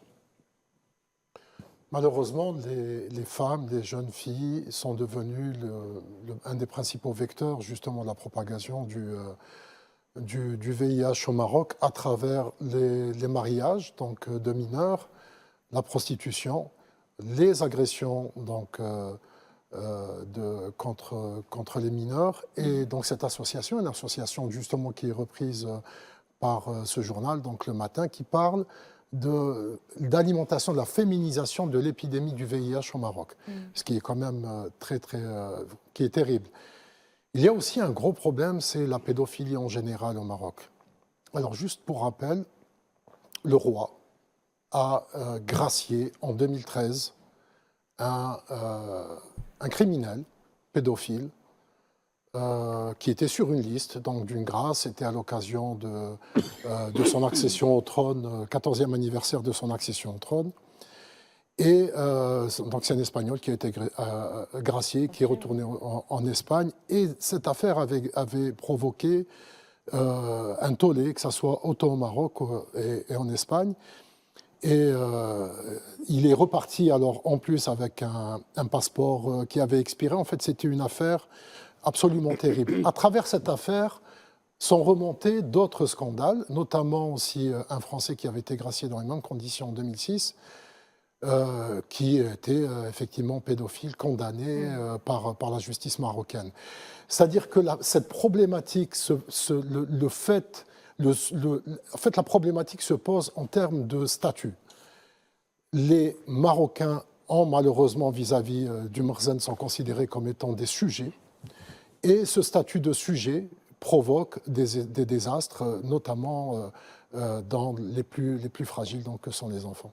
Alors messieurs, on a reçu une question. On rappelle aux téléspectateurs qu'un QR code s'affiche donc en bas de votre écran. Scannez-le, vous pouvez donc participer avec nous au débat. Alors Fatiha K de Chefchaouen, voilà, on reçoit finalement, messieurs, un message du Maroc directement. Alors elle nous dit « Quand la pauvreté pousse des filles vers la rue, peut-on encore parler de dignité qui protège les familles quand la misère vend les corps ?» Qui est-ce qui veut répondre à cette question? Oui, la ville de Marrakech, par exemple, est devenue ce qu'on appelle le bazar du sexe. Ça, c'est les organisations internationales, notamment humanitaires, qui ont parlé de ça. Et c'est généralement, ça touche beaucoup de jeunes filles, surtout des filles en bas âge, de 15 jusqu'à 23 ans. C'est devenu un peu partout, des cafés, des hôtels, c'est devenu des endroits de rencontres, pas uniquement à Marrakech, mais également à Agadir, également à Tanger, au nord. Et donc, la pauvreté, effectivement, qui est très, très présente, surtout après le tremblement de terre, parce que les conséquences sont toujours là sur les populations, conséquences sociales et économiques, ont poussé beaucoup de jeunes donc, vers ce commerce du sexe qui profite parfois à des réseaux situés notamment en Europe. Badis parlait tout à l'heure du VIH, donc du sida, et l'ONU-SIDA souligne que le nombre de cas est en augmentation au Maroc, presque 25 000 actuellement de personnes qui portent le virus. Et le taux de mortalité reste quand même assez important, parce que de 400 à 500 morts annuellement à cause du sida, parce qu'il y a aussi un problème de prise en charge sanitaire. On rappelle que le mouvement Gen Z, le mouvement de jeunes qui ont protesté en septembre 2025, ont dénoncé des conditions de prise en charge médicale et sanitaire dans les hôpitaux, notamment publics marocains. Donc effectivement, il y a un problème lié à la situation économique, mais également à la situation sociale des populations. Merci Faisal Mattaoui. Alors on va passer également à un autre sujet. Il y a un autre sujet qui fait beaucoup parler de lui lorsqu'il s'agit du Maroc également. Il s'agit de la toxicité des produits agricoles marocains, qui fait donc la une de plusieurs médias. Plusieurs organisations de consommateurs dénoncent, mesdames et messieurs, la présence de pesticides et de métaux nocifs pour la santé publique dans les fruits et légumes marocains. Alors on a un sonore qui va arriver, mais le temps de le retrouver, Badis, votre analyse justement par rapport à ces plaintes. Justement, j'allais vous proposer effectivement une illustration, une infographie parlante. Vous avez évoqué effectivement plusieurs médias, plusieurs aussi centres d'études. Oui. Internationaux, étatiques, qui plus est. Hein, là, je peux citer la RASFF, c'est Rapid Alert System for Food and Feed. Donc c'est le système d'alerte rapide européen. Donc c'est pour vous dire qu'effectivement que l'heure est grave. Si on peut afficher cette illustration, qui évoque dans son rapport 68 alertes en 6 ans, de février 2020 à mai 2026. Donc, ces alertes ont été émises contre des produits agricoles marocains pour leur toxicité et leur dangerosité pour le commun des mortels, pour les Européens eux-mêmes. Donc, les produits concernés sont des denrées de consommation courante. On peut le voir effectivement de la tomate, des piments, des olives, des fraises, des framboises, tout ce qui vient ou qui est produit du Maroc. Les risques signalés, eux, sont sérieux, très sérieux même selon les rapports. Pesticides interdits, métaux lourds, plomb, cadmium, sulfite non déclaré, je dis bien non déclaré, voire contamination biologique. Donc plusieurs pays européens sont concernés. Vous avez l'Espagne, la France, les Pays-Bas, l'Allemagne, la Belgique, le Portugal, la Norvège ou encore même le Danemark. Parmi les faits ou les cas marquants qui ont été décelés, on parle, tenez-vous bien, de l'hépatite A dans des fraises signalées par l'Espagne, le sulfite non autorisé dans des olives en France et le plomb détecté dans des olives vertes aux Pays-Bas. Ce n'est donc pas un incident isolé, mais une alerte répétée sur la sécurité alimentaire elle-même. Et derrière l'image, pour conclure, d'un exportateur agricole, une réalité s'impose, laquelle c'est des produits sous surveillance et un risque direct pour les consommateurs européens, à savoir une menace sans précédent, je dis bien, à l'échelle internationale, dont des millions d'Européens sont ciblés systématiquement par une politique volontaire, notamment du Maroc, à vouloir empoisonner les autres et empoisonner les Européens. On a justement le sonore, la régie vient de m'informer. Allez-y, on l'écoute, puis on en reparle. Tu sens ça? Grave. Vache! Grave, très grave. C'est quoi ça comme odeur? Une forte odeur de soufre émane des cheminées industrielles. Les animaux ont des malformations des dents et des os. Les ânes ont la mâchoire tellement déformée et douloureuse qu'ils ne peuvent plus se nourrir et finissent par mourir. Et c'est à cause de quoi, d'après vous? C'est à cause de l'OCP et des produits qu'ils utilisent. Ça contamine l'environnement comme l'herbe sur laquelle se nourrissent ces bêtes. Au Maroc, dans l'obscurité, les engrais phosphatés se révèlent être un secret d'État bien gardé. Notre voiture est désormais identifiée et notre plaque d'immatriculation est connue. L'étau se resserre. L'un de nos contacts sur place nous le confirme. Oui, bonjour Martin. Je viens de recevoir un appel des RG à Safi. Les services de renseignement savent que vous vous intéressez à l'OCP. Ils vous cherchent, donc faites attention. Avant de partir, nous devons à tout prix prélever les rejets de l'usine OCP. Notre drone va nous y aider.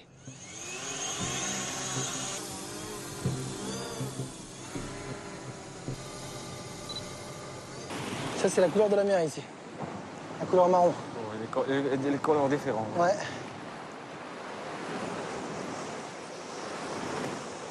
Nous envoyons en express les échantillons à un laboratoire indépendant en France. Dans l'eau du robinet de la famille de Mehdi, les niveaux de fluorure dépassent toutes les normes internationales de potabilité. Plus alarmant, dans les rejets de l'usine OCP d'engrais phosphatés, en plus de forts niveaux de fluor, on retrouve dans l'eau et les coquillages du cadmium, ce métal lourd cancérigène. On produit quelque chose de loyal et marchand. On est là pour nourrir, pas empoisonner les gens. Le souffle de la révolte s'est répandu en ville. Désormais, les habitants descendent régulièrement manifester.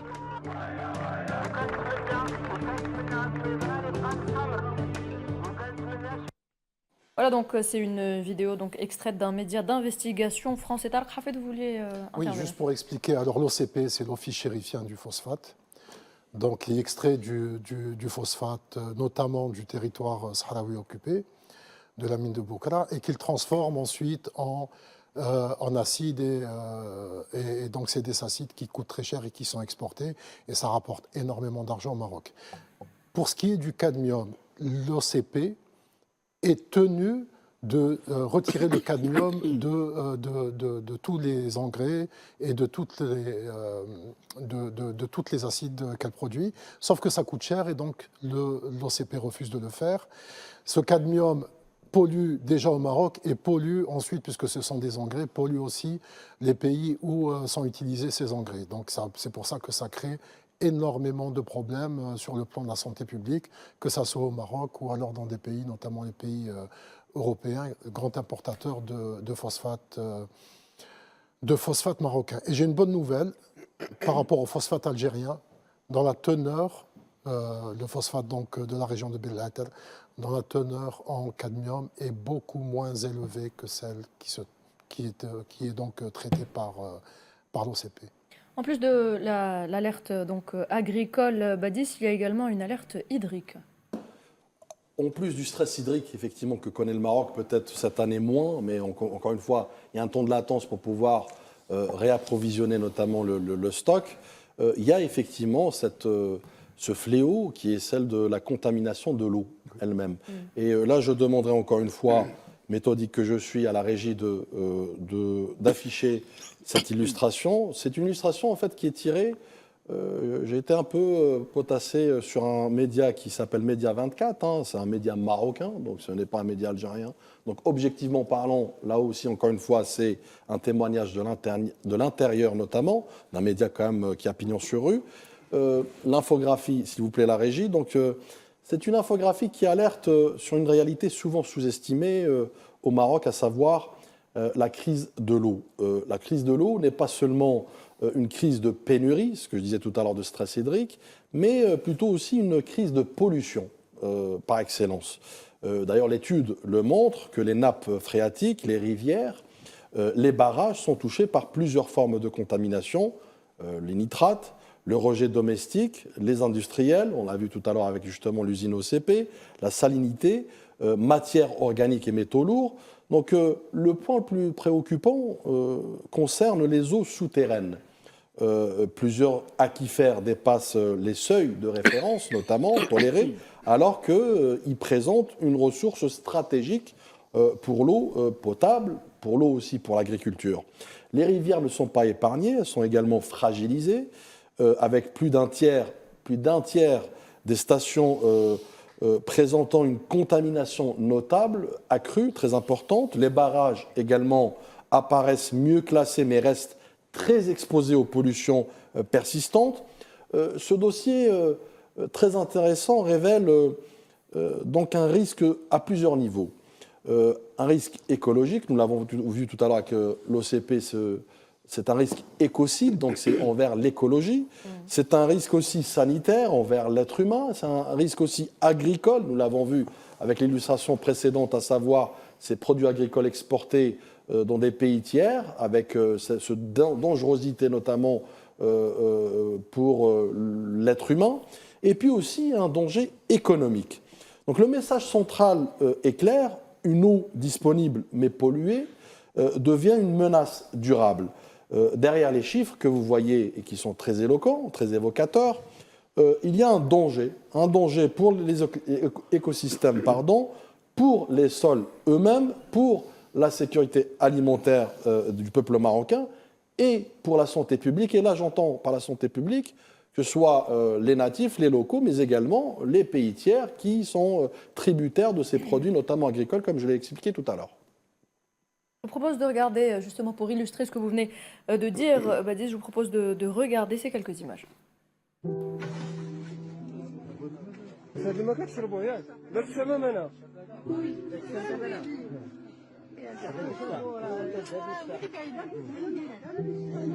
هو اللي كاين هو اللي تشربوا راه مازال ما متيقش واش تشربوا من هذا الماء هذا راه مازال ما متيقش لا راه ما متيقش لا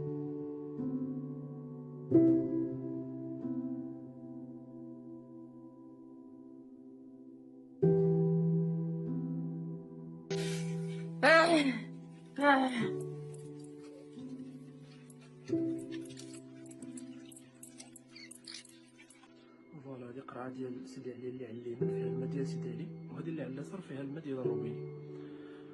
الماء ديال الروبيني فين كنهز في البساتين في سيكتور بي كيخرجنا الماء من الروبيني بحال هكا صفر. النساء في جهه الرباط كيعانيوا العطش غادي نجيبهم لك السيد الوزير يجيو عندك يعمرهم عندك الماء من الوزاره. Alors messieurs, on a reçu une autre question, toujours donc du Maroc. Il s'agit de Jamel qui nous dit « On vit entassés, oubliés, traités comme des animaux. Est-ce qu'on est aujourd'hui des citoyens ou seulement un peuple confétaire ?» Il s'agit de sujets, parce que c'est un royaume. Oui, parce que cette situation dure depuis très longtemps.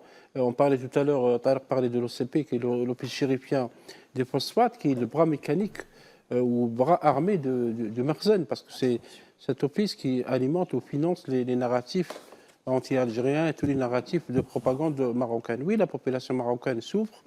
Les manifestations des jeunes l'automne dernier l'ont prouvé. Amélioration du système éducatif, de la santé, etc. Taux de chômage très élevé. En plus, parce que Badiz parlait de la situation hydrique du Maroc, la situation est toujours inquiétante. Puisqu'après 7 ans de sécheresse, il y a une chute de la production agricole. Il faut noter que presque 40% de la population marocaine vit d'agriculture, la population active. Beaucoup de cette activité a chuté parce qu'il y a un manque d'eau, qu'il y a un manque d'eau dans les nappes phréatiques, que les barrages ne sont pas remplis et sont, malgré les pluies de cet hiver, à peine 51%. Donc, effectivement, oui, la population marocaine est en train de souffrir et continue de l'être, malgré, en raison aussi d'une absence de perspective sur le plan politique et aussi sur le plan économique. Merci Faisal Mataoui. On va revenir à présent aux accointances. Donc on en parlait tout à l'heure, on parlait des accointances du Maroc avec l'entité sioniste. On va parler très rapidement avec vous, Manuel Pouchelet, des accointances entre l'entité sioniste et les Émirats arabes unis. Manuel Pouchelet, selon des révélations faites par la plateforme Emirates Leaks, des sources diplomatiques arabes et occidentales confirment que les Émirats arabes unis exécutent aujourd'hui un plan secret pour la partition du Soudan. Après leur implication dans ce conflit qui a détruit ce pays, pensez-vous que ces accusations aujourd'hui sont fondées, Manuel Pouchelet? Elles le sont depuis de nombreuses années. Je vais vous dire, moi je me suis rendu dans la région en 2004, pour être précis, notamment au Sud-Soudan, puisque à l'époque, vous aviez les Janjaouides qui faisaient fuir la population, qui venaient se réfugier au Tchad pour les soi-disant gisements de pétrole dans cette région. Déjà, les Émirats étaient présents à cette époque-là. Donc, vous voyez, je vous parle de 2004, nous sommes en 2026. Finalement, de toute façon, ce qui était invisible l'est de moins en moins, puisque vous savez bien que vous avez aussi des hauts commissaires et des représentants de l'ONU qui sont sur place, qui forcément font des comptes rendus réguliers de ce qu'ils observent. Vous avez aussi d'autres acteurs qui sont extérieurs au Soudan, et vous savez qu'aujourd'hui, finalement, dans le discours diplomatique, il y a toujours aussi cette accaparation des ressources naturelles, notamment, là vous me parlez du Soudan, mais les Émirats arabes unis, de toute façon, cherchent à exister dans un espace qu'est le Moyen-Orient, où finalement, comme ils sont vraiment sous contrôle, j'allais dire, des acteurs principaux, je pense notamment à l'Iran et principalement à l'Arabie saoudite, ils cherchent aussi d'autres appuis. Et ce que vous venez de m'évoquer avec le rapprochement avec Israël est un fait, mais je vous rappelle que c'est un rapprochement relativement récent et qui est purement, comme je vous le disais tout à l'heure, artificiel.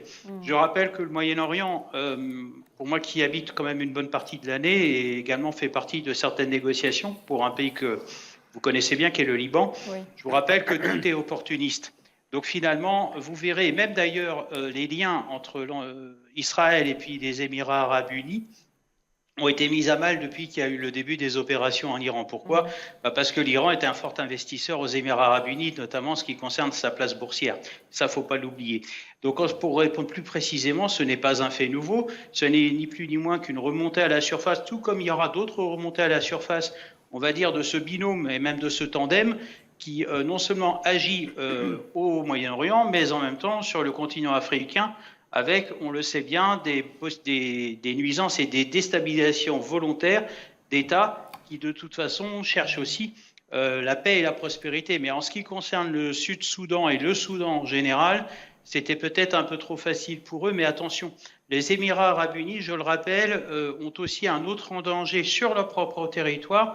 La population émirati est quand même maintenant minoritaire par rapport aux étrangers qu'elles accueillent. Et ça leur fait peur quelque part. Manuel Pouchelet, très rapidement, est-ce qu'une partition du Soudan est envisageable aujourd'hui selon vous, lorsqu'on sait surtout le rôle qu'ont joué les Émirats arabes unis dans le conflit au Soudan, et quel risque sécuritaire lié à cette partition est donc envisageable pour le Soudan, mais aussi pour la région?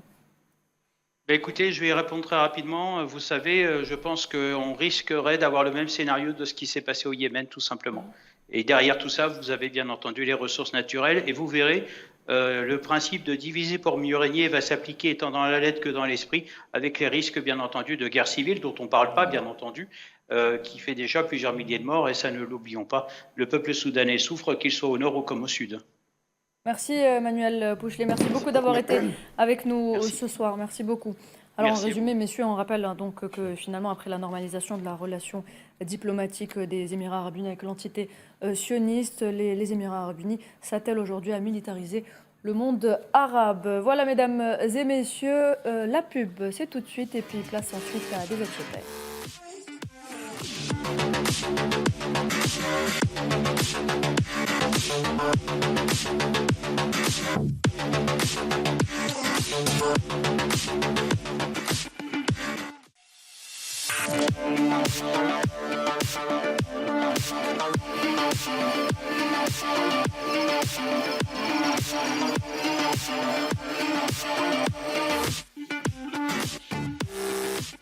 Hebdo Show Algéria revient pour une dernière partie, mesdames et messieurs. Place tout de suite à DZ Showtime.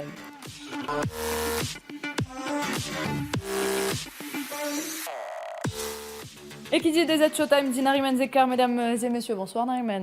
Bonsoir Noël, bonsoir messieurs. Et vous allez ce soir nous faire vivre l'ambiance de la Coupe du Monde pour votre séquence. Oui Noël, cette semaine on a été très étonnés des images qui nous sont parvenues du Kansas parce que je ne sais pas vous, mais pour ma part le feat Algérie Kansas m'a vraiment beaucoup étonnée et c'est ce qui fait finalement la beauté de la chose parce que parfois les choses les plus étonnantes et les plus surprenantes font les moments les plus beaux et les plus inoubliables de la vie. Voilà, c'était le petit instant philosophie. Et que dire de cette histoire d'amour entre l'Algérie et cette petite ville du Midwest, au fin fond du Midwest, Lawrence, 97 000 habitants à peine. Et parce que depuis que les Fennecs ont posé leurs crampons au Rock Chalk Park, leur camp de base pour ce mondial, la ville de Lawrence s'est complètement métamorphosée. Les rues sont vertes et blanches, les drapeaux algériens flottent à chaque carrefour et les habitants, eh bien, les habitants, eux, ils ont littéralement refait leur ville pour nous et ils sont très contents de partager notre culture et par-dessus tout supporter les Verts lors de ce mondial. Mon message aux supporters algériens, je vous aime beaucoup, merci d'être ici à Kansas City. Nous vous soutenons, nous vous encourageons et nous vous souhaitons un excellent parcours en Coupe du Monde. Viva Algérie, let's go. Okay, yeah, je suis très heureux de l'organisation du tournoi ici. Parmi les meilleures équipes présentes, il y a l'équipe d'Algérie. C'est notre équipe préférée. Nous les aimons tous. J'écoute des chansons algériennes, je regarde leurs danses et je suis l'équipe nationale. L'équipe algérienne est mon équipe actuelle. Et 1, 2, 3, vive l'Algérie. Go, 1, 2. Je suis très enthousiaste pour le match de mardi, je les encourage et nous espérons que l'équipe algérienne gagnera le match pour que vous restiez ici avec nous plus longtemps. Kansas City est ravi de la présence de l'équipe algérienne et des supporters algériens ici. L'équipe algérienne est très forte et nous resterons derrière elle.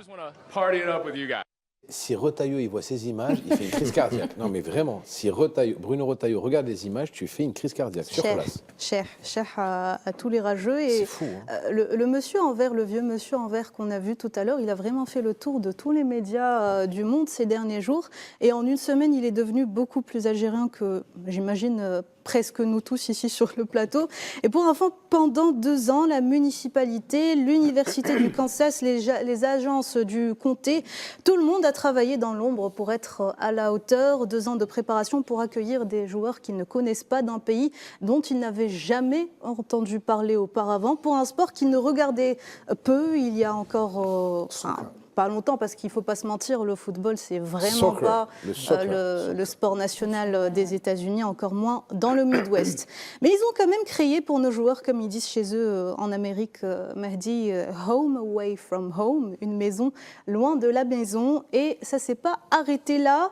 Stan Hurd, un artiste américain, maître du land art, a mobilisé 500 volontaires locaux pour créer un immense drapeau algérien sur la pelouse du stade de Kansas, de l'université de Kansas City, pour célébrer justement la présence des Verts dans leur camp de base.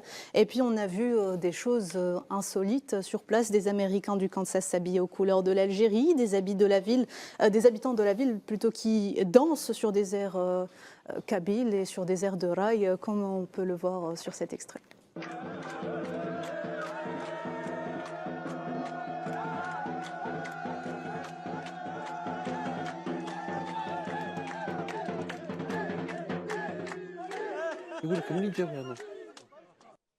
Des gâteaux traditionnels algériens distribués dans la rue, des 1, 2, 3 Viva l'Algérie en voiture, en voilà.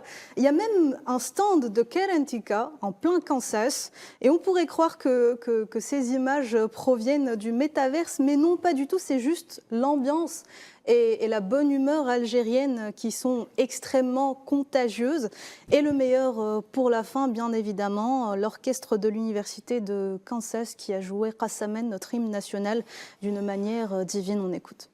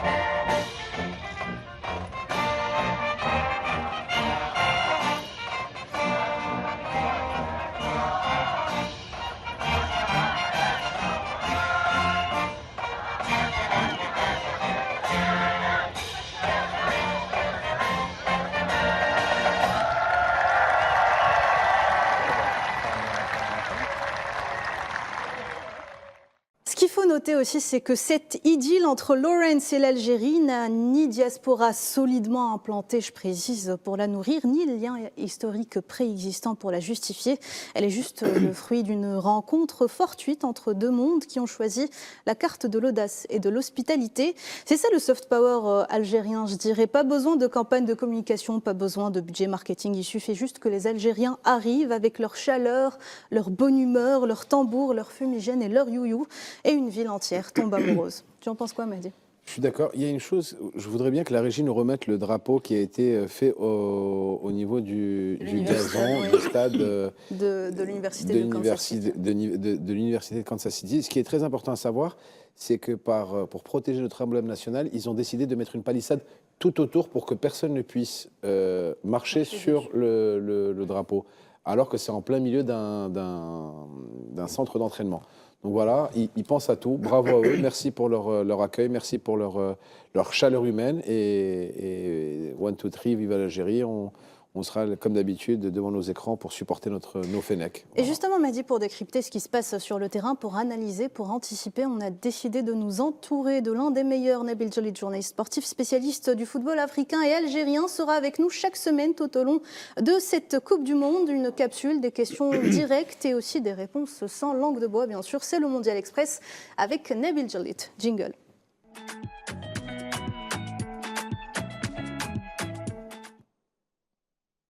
Et justement, j'ai posé quelques questions à Nabil Djelit qui me taraudait. Tout à l'heure, il nous a fait une analyse complète de ce qui nous attend lors de ce mondial.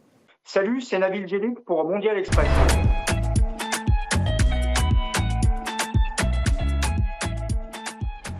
Alors à cette question-là, on a envie de répondre que l'Algérie, de toute façon, peu importe où elle se déplace, elle joue tout le temps à domicile, puisqu'il y a une grande ferveur, il y a une caravane des supporters algériens qui sont toujours derrière leur équipe nationale. On l'a vu récemment, notamment aux Pays-Bas, où les supporters algériens ont impressionné les Néerlandais. Et puis là, on voit, c'est vrai, des belles images avec une forte communauté, une forte diaspora algérienne du côté de Kansas City, mais pas seulement des Algériens, puisque on a l'impression que c'est un peu les chouchous de la ville, puisque la banlieue même de Kansas City suit de près l'équipe d'Algérie. Il y a une vraie curiosité. On voit des belles images, on voit les joueurs algériens jouer le jeu. On voit aussi que Riyad Mahrez est très demandé, c'est normal, parce que c'est un joueur qui a une dimension mondiale et qui est connu partout. Donc, je suis pas trop surpris en fait de voir cet engouement autour de l'Algérie, parce qu'en fait, l'Algérie elle pourrait jouer sur la Lune, qui aurait des supporters.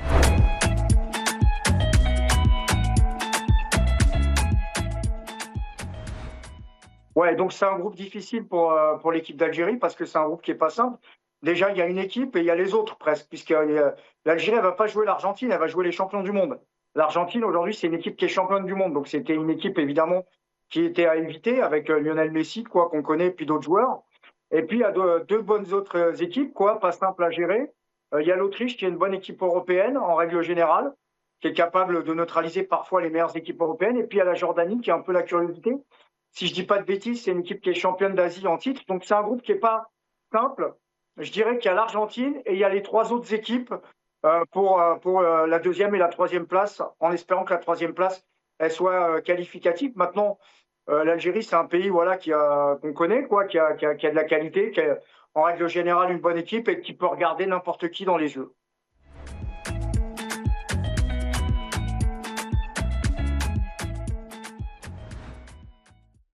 Bah, c'est un tout, hein. Gagner un groupe, déjà, c'est un parcours. C'est d'abord de la discipline collective, de la solidité, de l'intensité, un plan de jeu, effectivement, des talents, un coaching efficace et aussi, et ça on le dit pas souvent dans le football, mais il faut vraiment le prendre en compte, un peu de baraka, un peu de chance, ça peut vous aider parfois aussi dans un tournoi.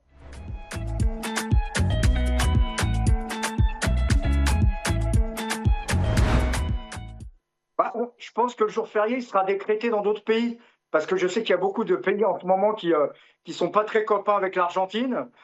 Donc quand le champion du monde tombe ou quand la meilleure équipe tombe, en général ça fait presque plus plaisir à d'autres qu'au pays qui le bat même. D'autant qu'il n'y a pas de rivalité particulière entre l'Algérie et l'Argentine. Il y en a entre le Brésil et l'Argentine. Peut-être que ça sera un jour férié au Brésil d'ailleurs si ça devait arriver. Mais pour moi il faudra rester, il faudra être content, fier, mais il faudra surtout être très concentré sur le reste du parcours, parce que l'Algérie, parfois, elle peut être très forte contre les forts et elle peut être plus en difficulté parfois contre des équipes plus abordables, plus accessibles. Donc pour moi, il faudra juste être satisfait et continuer.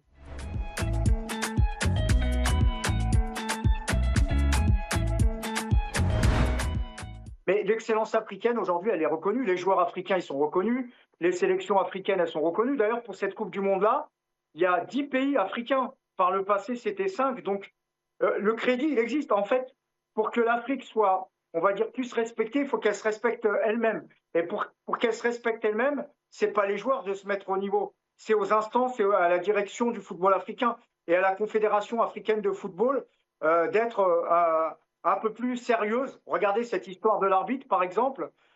Personne n'a réagi du côté de la Confédération africaine de football. Pas un communiqué, pas un mot, walou que dalle. Donc ça, par contre, c'est gênant. Donc, pour que l'excellence africaine, elle soit respectée, c'est d'abord aux Africains de se respecter eux-mêmes et d'être, plus transparents et avoir une meilleure gouvernance au sein de leurs institutions. Ça commence d'abord là.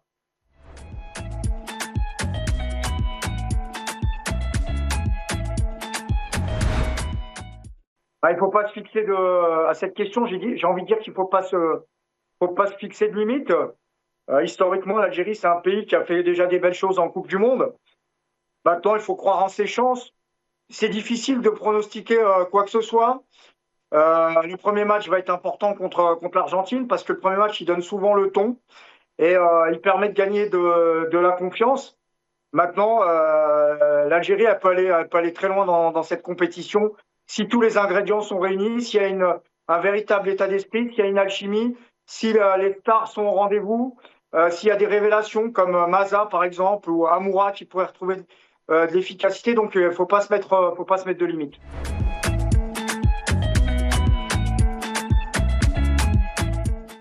Et on souhaite bonne chance aux Verts, les Verts qui joueront leur premier match la nuit du 16 au 17 juin. Donc ce sera à 2h du matin, heure algérienne, mesdames et messieurs. Il faudra mettre vos réveils et être devant vos écrans. On vous laisse, mesdames et messieurs, c'est la fin de cette émission. Vous retrouverez tout de suite Club Mondial, présenté par Mohamed Amin Aberkan. Mondial oblige. Très bonne soirée.